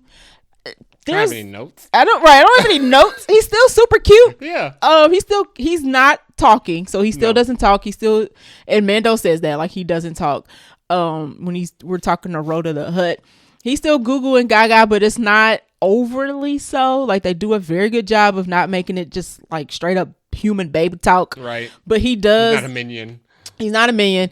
But he does understand. If you haven't watched the show, he understands English just fine. He nods and shakes his head and gives confirmations. He takes direction very well. He eats a lot, so they almost amped it up a little. He eats a lot in this. He eating popcorn. He eating macaroons. Eating fish. He eating bugs and fish and whatnot. So they kept the one of the things from the show that took off was chicken nuggets. Chicken nuggies. Yeah. I don't know why chicken nuggets was like the thing, maybe because it's kids, but he does eat a lot of this. He does use the Force, so we get to see him use the Force a couple of times. He has one very funny scene of him using the Force. So I don't know how old he is in this, because, you know, Yodas live a very long time. So I don't know how old he is, but he's still in the baby stage of whatever that species is. Yes. For sure. But they kept the cuteness. They didn't remove or add, subtract anything. If you like Grogu in the show, you're going to love him in this movie. Yeah. And he's very handy. He's like an asset. He infiltrates and does stuff. So it doesn't feel like Din is babysitting him throughout the movie. He feels like a proper sidekick in addition to the team who's actually useful and accomplishes so things. He knows how to jump. He knows how to ride a speed car. He know when to get it cracking when something pop off. Right. There's a scene where he's like, we got to move, little aliens. We got to go. So that was funny. He knows how to be sneaky. So Grogu has definitely progressed since we first introduced to him in the first episode of the first show. Yeah. But he's still an infant. Yes. And they still got the cute and cuddly down pat. He got a part where he like snuggles up to Den where he like knocked out. You're like, oh God, he's so cute. Yeah. So yeah, I just want more merch. That's all. Luckily there was no popcorn bucket. Like when we was leaving, I probably would have grabbed it because I was in the moment. But no, Grogu is the same. So no fears if you're a Grogu fan. They did not do anything to change him up. Next up, we have Rhoda the Hutt by Jeremy Allen White. Very good voice acting because I was listening. Like, does it sound like Jeremy Allen White? And it does not. It didn't sound like him. I thought his voice acting was pretty much just like one note. Like he didn't. Really it was one note. He didn't really inflect or anything. He's no Robert Pattinson. It didn't feel like he was just reading. No, but I did like Rhoda's character though. Yes, I did. So I did, like I said, he was first in Rebels or Clone Wars, whichever one. As a baby, because with Ahsoka. And this one, he's full grown. And the storyline of this movie, like that's not shown in the trailer, is that Din goes to the Hutts. There's twins, so they are cousins. The Republic has loaned him out to the Hutts. Basically, there's twin Hutts that are looking for Rhoda, and they say he's been kidnapped. You're like, again? If you've seen that before, you're like, again? So they want Dan to go get Rhoda because the twins have information of where this new Empire. Yes. New Empire Lord is. They need information, and they're not going to give up the information until somebody go gets Rhoda. Right. So Dan is tasked to go get Rhoda, and we find out that Rhoda actually ain't kidnapped. Rhoda owes some warlord some cash, and he's in a contract, and until he completes his contract in a fighting ring, he's basically like a gladiator. Until he completes his contract, like the gladiators, for his freedom, he has to keep doing these fights. By the time Dan gets to him, he's got one fight left before he gets out his contract, but we learned that there's a play on it, and eventually the what do you call him? The warlord is gonna kill him. Yes. Intending to not free him from this contract, but give like the spectacle of the season essentially, and kill Rhoda in the fight. Right. So Rhoda is very much, his whole thing is, I'm nothing like my father, who's Jabba the Hutt. And people always feared him because, Jabba the Hutt's a really bad guy, but he doesn't want to be connected or remembered like his father at all. And the other plot line to that is the only reason why the twin Hutts want him back is so they can kill him because he's next in line to the throne. Right. So as long as he's alive, they can't take over the throne or whatever. They got to kill Rhoda. Rhoda's like, if you take me back home, I'm going to die. And at first, Mando is like, hey, I'm here for a job. What Mando typically used to do. I'm just here for a job. Like, whatever happens to you ever, I don't care. But then Rhoda's like, hey, I know the person you're looking for. You've seen him already. Right. It's the dude, the warlord dude. Right. So Dan's like, all right, let me go check this out. They go check it out. Rhoda was actually telling the truth. So Rhoda kind of becomes like a sidekick instead of being the typical Jabba the Hutt side villain. Right. And I like that part. I like that the Hutt, having good and bad Hutts in the movie was different. Yeah. Because normally you see a Hutt, you like, ugh, with Jay the whole time. Was because we go through like the Hutt. The Hutt of the Hutts. Gross. It's nasty. Big worm people. They still look gross. Yeah. When you got two of them next to each other, it's not pleasant. I mean, Rhoda doesn't look pleasant, but he's got like a six-pack, which is funny because he's like a gladiator. But he's got a calmer demeanor because he's like, I'm not Jabba, I'm Rhoda. I'm my own person. So I did like the introduction of Rhoda and his storyline and all that. Voice work from Jeremy Allen White was regular. Like it was pretty by the book voice acting wise, but I liked Rhoda in this. Next we have Ward, or Ripley. AKA Ripley, played by Sigourney Weaver. She ain't in this a ton. She could have been in this more, but I liked her character. I did. She's basically Mando's, I don't call it boss, but that's who he's taking jobs for. Yeah. And she works she's the leader of the New Republic, one of the leaders of the New Republic, who's basically trying to sniff out what the Empire is up to. Right. And that's, she sends Mando on this journey like, we don't even know what this guy looks like, but I need you to find him. And that's what sends Mando and Grogu off to get Rhoda. And then they find out who the actual, the warlord is, the Empire guy. Right. And that kicks off our hijinks and shenanigans in the movie. But she's pretty good. She's in the beginning. She's kind of in the middle, and then she's at the very end. Yep. So, she actually is significant at the very end because there's like a whole fight scene going on. Yeah. So I liked her in this. I mean, when you get Sigourney Weaver from the movie, I feel like you should use her as much as possible. Yeah. But hey, she knows what she signed up for. Yeah. Hopefully she shows up in more Star Wars stuff. She lives. Her character seems to be some type of like general. So yes, and she's a fighter, right? She's a fighter. She's just not behind the desk. So I like that she was actually a pilot, and they actually got to let her fly in this. I as well. So let's get into our likes and dislikes. I can run through mine pretty quickly. Great opening. So this is this what you call a cold open? It was a hot open, but cold open. A hot cold open where we get Mando and Grogu basically taking out some not TIE fighters. What are they called? AT-ATs. Yep, AT-ATs. AT-ATs. So they are basically trying. So they are trying to. He's on a bounty hunt. Mm-hmm. He's trying to catch somebody. It goes how a Mando adventure would go. It's a lot of fighting, shooting, kicking butt, kicking butt, taking names, and all that. But it's a very good action sequence. Yeah, I liked all of that. So I like that they opened it with a fight scene. I already said I like Rhoda in his storyline, and also like Grogu side quest that he got in the middle. It was a little slow, but I like that it showed him he wasn't totally defenseless. Yeah. So in the movie, Mando gets captured by a bounty hunter that the Hutts hire for him. Mm-hmm. So because he doesn't bring Rhoda back, the Hutts is mad, the twin Hutts. So they send a bounty hunter after Mando because they like, hey, you didn't fulfill the contract, you got to die. Right. Or whatever. Oh, also, and they get Rhoda back, which I was like, God dang it, Rhoda didn't get away. Anywho, Grogu, instead of sitting around waiting for Dan to get himself out of it, actually goes to find him. And I like the fact that they get to the island, they go snuff him out, they trying to work, they climbing up the Hutt's little tubes and all that jazz. So I like that Grogu was doing some things and he wasn't just like a baby. And he's using the Force. And using the Force is always cool. So those are my likes. I like pretty much all of the action set pieces and sequences. I thought they were really good and quick and snappy. Like I mentioned before, I thought the music in this was very good.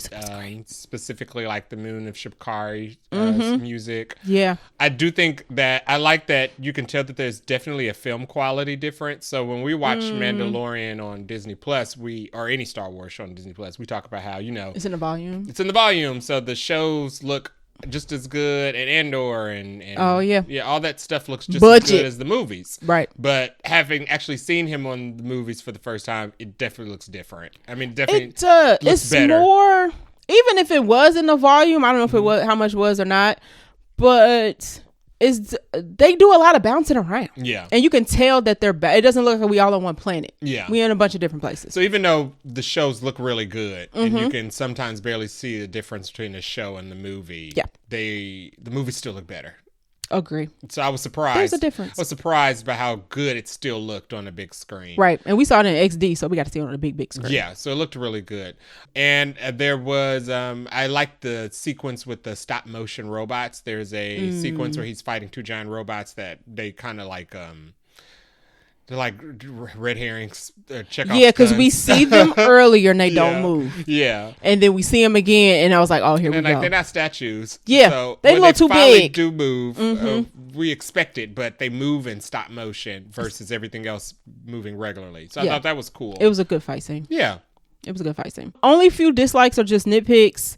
Outside of it being a little too long, I would have liked more Ripley. I don't know where you would have put her. You probably would have had to make the movie longer. Yeah. I would have took that. And then more of the bounty hunter that the Hutts use. I thought the bounty hunter was pretty cool. It seemed like he had some very good. Embo, he is from Clone Wars. Oh my God. Yeah. So he's also reused. Clone Wars. Okay.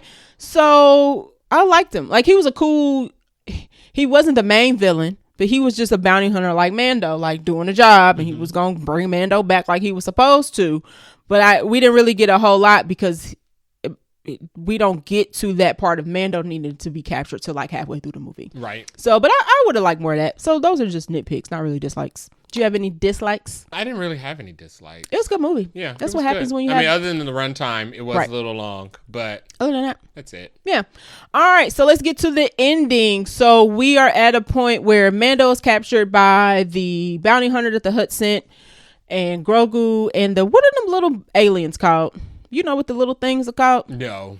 The little, listen, that's why I said we ain't really Star Wars fans for real, because I don't know what they're about. There are little aliens. They have a thing, and I'm not going to find it fast enough, and they're not in the cast list. Anzellans. Oh, they're Anzellans. Anzellans. Okay. Yeah, Anzellans. So Grogu and like 4 Anzellans. The Anzellans are the ones who do all the ship work, like the little tinkering and stuff with ships, and Mando calls them up. And if you watch the series, Mando tried to eat one at one point. I'm sorry. Grogu tried to eat one. So when they see Grogu again, they're like, no, baby, get away. And Mando's like, you gotta act right. So Grogu's like, I ain't gonna eat them. It's cool. But anyway, after Mando gets captured, the ragtag team of heroes goes to capture him. And then they get Mando free. But when they try to leave, the ship that they show up on ain't big enough for a human. So Mando's like, y'all gotta go. Right. Like, I can't get on this ship. And in the course of Mando getting captured by the Hutts, they put him in a pit with a snake. I'm calling it a snake. It's way more than a snake. Yeah. He gets bit and now he's poisoned. So he's actually about to die. Yeah. Mando or Grogu doesn't technically know that. Well, he kind of senses it. I mean, literally like senses it, not force senses it, but like he sees him like holding his side or something. So he actually is like going off to his death. Mando is, when he sends Grogu and the other little guys off. But Grogu stays behind because he like, nah, Dad, I ain't about that life. Right. So he stays behind. Mando kind of succumbs to his poisoning. He passes out for several days. It feels like it ain't just a one-day thing. Yeah, he's out for a while. So Grogu builds him like a little house over most of his body. It ends up being too small. That's where I said the funny scene. He uses the force to push Mando into the house, but it's not long enough, so his head keeps hitting the end of the house. Very funny scene. Anywho, Grogu's kind of wandering around waiting for Mando to wake up. Like, he sealed his wound up using the force and whatnot. He runs into a lizard-looking guy who is voiced by Stephen McKinley. Yep. Henderson. He's a fisherman called Gatori. So Gatori gives Grogu some medicine, like it might be too late, sometimes you gotta say goodbye, but give this to the guy that you are obviously waiting on or hiding with. Yeah. And hopefully this will help or at least ease his pain or keep him comfortable or whatever. Grogu give it to him. All the while Grogu's been giving Mando water. He has some kind of touching moments where he's kind of shaking to wake him up. So after he gives him the medicine, Grogu kind of just falls asleep in his little nook. And I was like, oh, he's so sad. Mando won't wake up. Anywho, we cut to the next scene. Grogu's sleeping by himself. And you actually said, oh, what if they dragged his body out? And I was like, oh God, now Grogu got to find this man's body. But no, Mando wakes up because he's been healed. Hallelujah. Thank you, Jesus. Our duo is united. And Mando has this whole speech of like, well, we can either go back home or somewhere, but the Hutts is always going to chase us because that's what the Hutts do. Right. Also, there's a bounty hunter who's very effective. Right. Who's going to find us. Or we can stay behind, basically kill them so we can live freely. And that's what they decide to do. So there's a whole fight. They get Rhoda free. Then Rhoda fights the Hutts. Mando fights the bounty hunter. And then Grogu fights the dog. Right. So everybody's fighting at the same time. And at the same time, the little aliens, Azalians, is that what they call it? Anzellans. Mm-hmm. Anzellans go get Sigourney Weaver and the New Republic folk to say, hey, Mando needs some help. They show up. Big fighting action scenes, and it all looks very good. They basically blow up the twins' hut spot. Our trio, Rhoda, Mando, and Grogu get free. Mm-hmm. And everybody at this point lives happily ever after. Yes. All our heroes get free. They make it home. All the villains die. Oh, actually, the bounty hunter that the Hutts hire leaves. He escapes. Mm-hmm. The Hutts call out to like help save us, and you're like, nah, dog, let's go. Yeah. Like literally, he takes his dog and he leaves. So we still have the ominous bounty hunter wandering around who could potentially come back, but all of our heroes make it. Rhoda the Hutt actually decides to stay, and it makes it seem like he's going to start working for the New Republic, right? Which would be totally different, right? Because it's a Hutt. So that'll be kind of something different to pick up on. And then Grogu and Mando kind of take off. I think they go back home to where They go back to the place. They go back to their home, and Mando kind of has this moment where he actually teach Grogu, like he lets him push a button, so he can actually fly them home. Because there's a very funny scene earlier in the movie where they are trying to get Rhoda and Grogu to start the ship up, but neither one of them know how to fly, and Grogu's just firing off missiles because he's touching the wrong buttons. Pretty funny. But yeah, all our heroes make it. All our bad guys, except our bounty hunter, who was kind of a neutral party, who's just doing his job, lives. And it doesn't really set up another movie, but there definitely could be another movie, right? He's a bounty hunter. Of course, they can always. And the Empire is obviously brewing in the background, as it always is. So that is our ending. Did you have any did you have a favorite line or scene? Favorite line or scene? I will probably say my favorite scene was probably the pit fight. I was going to say the same. The chase sequence through the city. Them chasing Rhoda, the car chasing Rhoda through the city after all the monsters get out of the pit and start terrorizing the city. So back-to-back favorite scenes then. Yeah. So I would pick the gladiator. I'll just call it the gladiator scene. Okay. So when Rhoda's about to have his last fight and they take him out, the play that they have is that they're going to find the worst monsters in a galaxy. So normally he just fights one person, but now you got to fight like 5 of them. Right. And it's like the worst 5 things you can imagine because they want him to die. They don't want to make it out. Right. So Rhoda, Mando, and the gladiator scene is probably my favorite because the monsters actually end up making it out of the pits. Because once the security fences go down, they're all slaves. The monsters was like, so they don't want I to ain't trying to be here. Like actual gladiators. I actually don't want to fight you, Rhoda. I want to go home. Want freedom. Where they pick me up from. Right. So they are like out in the city terrorizing the city and the citizens. But Rhoda, first he tells Mando and Grogu, I'll find us a ride out of here. Right. Then he finds a ride and was like, sorry, I need to go. Right. And Mando's like, not on my bounty. I got money on your head, buddy. So that is the chase scene that happens. Afterwards, Mando is trying to catch Rhoda so he can take him back to go collect his bounty as he is supposed to do. Yeah. So yeah, we got 2 good scenes of that back to back. I will mention another one, Grogu tapping Mando's helmet. So that was the beginning scene where there's some bombs that are about to go off and Mando's kind of like tinkering with the ship or whatever to do something. Trying to shoot down the guy. Yeah, he's trying to shoot down the guy that they've been capturing. They've been looking to capture, but some bombs about to go off and Grogu turns around because he's on Mando's shoulders and was, he can't talk, right? He's just tapping his helmet like, yo, we got to go. And then Mando's just like, tink, tink, tink, tink, tink, tink. And then Grogu looks back again and he's like, yo, dog, we got to go. But his little, he's got like 3 fingers, so he's just tapping his little hand on his helmet. That was pretty funny. That was pretty like he's an infant, but he know what be going on. All right, any random notes? I'm at a couple. Yes. The opening credits thinks it's MASH. It feels a little mad. There's no. They said. That's what it felt like because of the music and the setting. It was like all dusty. The jets coming down over the sunset. Oh yeah, you're right. Circling over the encampment. That's probably what they was going down, for. All the wide shots, the shots of the military guys, and all around. Our characters. Like somebody grew up watching MASH. Oh, this whole for opening sure. feels like MASH. One interesting thing, though, they said that they only reserved the scrolling that you see in Star Wars movies for like Jedi Star Wars movies. I was like, sure, guys. But as soon as the jet started cresting over the sunset, I was like, also the words, also like the font and stuff. Yeah, you're right. You're not wrong. Bring in the horns. You're not wrong. You had a match feel. The huts. I felt like the huts was a setup from the beginning. Oh, you did call that, but I was like, no, it might be okay. Only because I don't have any frame of reference with huts. I just know Jabba. I mean, Jabba the Hutt is a double crosser, right? But they didn't seem very distraught. And then when we knew Jeremy Allen White was playing an adult Hutt. Yeah. So when they said, "Oh, the only picture we have was from long ago," I'm like, "He been gone for this long, like 20 years, and y'all waited until now."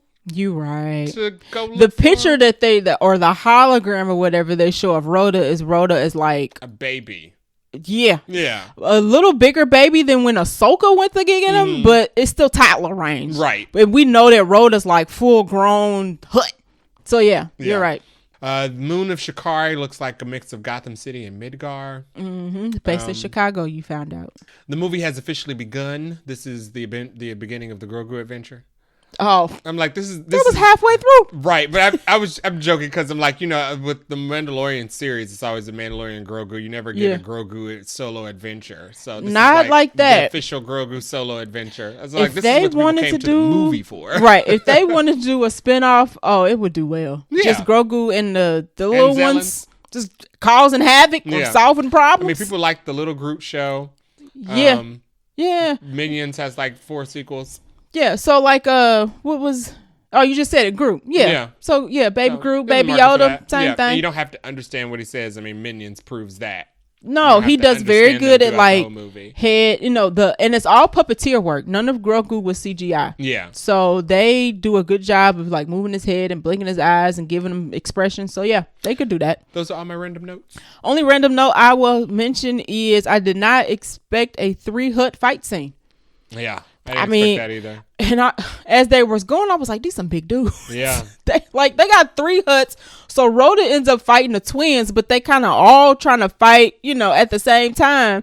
So when one of the twins says, stop, you gonna kill us, it's because they so heavy and so big, they about to bust through the floor where the snake is. And sure enough, that's exactly what happens. I was like, no way they fighting on this floor. Yeah. And nothing crashes. Y'all is big as heck. So yeah, I was like, who thought we would get like a hut fight scene in a movie? Yeah. So yeah, I like that. That was actually a pretty good scene too as well. That is it for our random notes. Let's get into our rating. How many Baby Yodas are you giving the Mando and Grogu? I will give this 4 Baby Yodas. Okay. Yeah. All right. The only negative I have is that I do think it was a little long. Yeah. They could have tightened it up or moved some sequences close together, or just got rid of one of the MASH sequences. This was good though. But it was good. We got to see Ripley. That's not a whole total complaint. Yeah, it's fair. 4 is really good. I think it was really fun. I think this is the best of Mandalorian so far, of the Mando character for me so far. That's tough. This is the best his action has looked. The action for sure. Yeah, they definitely they wicked up the action. They did. That was very good. You're not wrong. They gave him a lot of bad guys to kill. Yes, I enjoyed all the things to stab. Pew pew pew. Chink chink chink chink. He was ready. I like the fact that it bounced around from place to place. Yeah, and they didn't really stay there, but they did underutilize some people, like you said. They underutilized War. They underutilized Zeb. Zeb was kind of like. I'm trying to think of what else. Zeb actually got the fight. Like, what does Zeb do with him? Other than fly him some places sometimes, and then sometimes Zeb just doesn't come along. You're right. That's a little inconsistent. He's kind of like his New Republic assistant, essentially. Because, Mando's like, I don't work for the New Republic. And we're like, sure. Right. Okay. You do. But you can say whatever. So maybe he's just like his liaison with the New Republic. But yeah, I thought it was fun. Okay. 4 for me. I'm going to give it 4 Baby Yodas as well. Nice. I had a good time with this. Does it move the lore of Mando and Grogu further? Not really. So, some tie-in to what we're going to see next would have been nice. Mm-hmm. I think there was a mention, somebody asked him why Thrawn and Ahsoka wasn't in this. He was like, well, you would have had to watch that show to know who they with the connections and who they were. He does say that they do still. Filoni has Jon Favreau has a 4th season plan still. Okay, to interesting. Introduce Thrawn in the show because it would be more consistent. Interesting. To introduce Thrawn in the show because he's been introduced in the show. His story's been carried in the show, and they felt like jumping to Thrawn in a movie for people who's never seen the show would make less sense. That's true. Yeah, that's true. Like I said, you can watch this without having watched the show, right? And I think you would enjoy it. Just you would miss out on some little tidbits, but you could still very much enjoy this. It'll be interesting. This is an interesting move from TV to movie. Typically, it goes the other way. Yeah. It starts as a movie and it turns into a TV show. So it'll be interesting if they go back to TV with this. But I'm still interested to see whatever's next. A little tighter on the pacing. Would have liked some more setup to what's next in the future. But I had a really good time with this. Me too. I was pleasantly surprised. I don't know why I doubted it anyway. I had some doubts like, oh, this not gonna be it's gonna be kind of boring or whatever because they're stretching a Mando episode out to a movie. But no, they brought the John Wick heat and the cuteness of Grogu, I was like, I'm set. Nice. I'm good. All right, so that is our review for Mandalorian Grogu. If you haven't seen it, I would definitely check it out. If you take your kid, you might need a break. Just a little bit in the middle somewhere, because it is kind of long, but it'll be in theaters for like 90 more days because Disney don't play that. So I wouldn't wait to get on Disney Plus, because it's gonna be a little while. It's gonna be a little while. All right, that is it for our episode for both the reviews of Obsession and Mandalorian Grogu. What are we watching next week? It's gonna be another. Are we seeing both? Decision. Okay. We don't have to see both. I don't know if I want to see both, but I don't want to see both at the same weekend. So we are between Masters of the Universe and Scary Movie 6. So we don't have to decide right now. But yeah, if you get listeners one. Have a preference, let Please. us know. The time is now. Please, if you have until Thursday. Yeah, I feel like. When do you purchase the tickets? Huh? When do you usually purchase tickets? Usually on Tuesday, so I don't forget. But you have until Tuesday. You have one day. By the end of listening to this I can refund tickets. I change our seats depending on who's sitting next. I'm like, why do you pick that so close to us and I move our seats? So it's fine. So it'll be between Master Universe and Scary Movie 6. I kind of want to see both. I want to see both, but I don't. I kind of want to see Scary Movie 6 more. So, because it's a comedy. We haven't seen a comedy in quite some time. It has an edge because of Regina Hall and Anna Faris. Yes, that's the edge. That is the edge. I do feel like it's gonna be too over the top for me. I'm not a pearl clutcher, but I feel like they're gonna take it too far. But they're bringing back everybody for the first one. And the first one was the best one. I know, but But it's been so long. I know. It'll probably be scary. I feel like Scary Movie has the edge for sure. I do want to see Master Universe in the theaters because it looks like a theater movie. Sure, we're gonna have to squeeze that in because June pretty packed. Yeah, I don't know when, but I'm gonna have the Dungeons and Dragons Masters of the Universe. What that mean? That on streaming. Even though we went to go see Dungeons and Dragons. And we freaking loved it. We loved it. I mean, it'll probably be good. But you're right. I mean, it's only so much time. Yeah. Scary Movie 6 is a funny. We don't do too many comedies. Cheryl's seen most of the horror movies this time, so she should get a lot of the. I think I've seen at least most of them. I ain't seen like the Evil Deads and the Hereditaries and all that. So you got to fill me in on those. Okay. But other than that, I feel like I'll be pretty caught up. So it'll probably be Scary Movie 6 unless somebody says something stupid and I'm like, I'm not seeing this movie. Okay. Hopefully. Time's ticking. Somebody already has, kind of, and I was like, I'm just going to keep it moving. Just shut up, y'all. Just shut up and promote the movie. But that is it for our episode. Thanks for listening. If you like our show, please give it a share. You can leave us a review on Apple Podcasts, on your podcast app, or on our website, vaguelynerdypodcast.com. You can also leave us a voice message, and if it's cool, we'll play it on the show. If not, delete instantly. You can follow us on Threads, where we're most active, or IG at Vaguely Nerdy Podcast. We're also on Blue Sky and Twitter at Vaguely Nerdy Pod. If you want to send us an email for any suggestions, comments, concerns, or you just want to say, hey, have a nice day, you can reach us at vaguelynerdypodcast@gmail.com. And if you're listening to us on a podcast app and you want to change the pace, you can watch our animated show. We have little emojis where we move around and have little winky eyes and facial expressions, where we are at on YouTube, where we are Vaguely Nerdy Podcast. Until next time. Bye.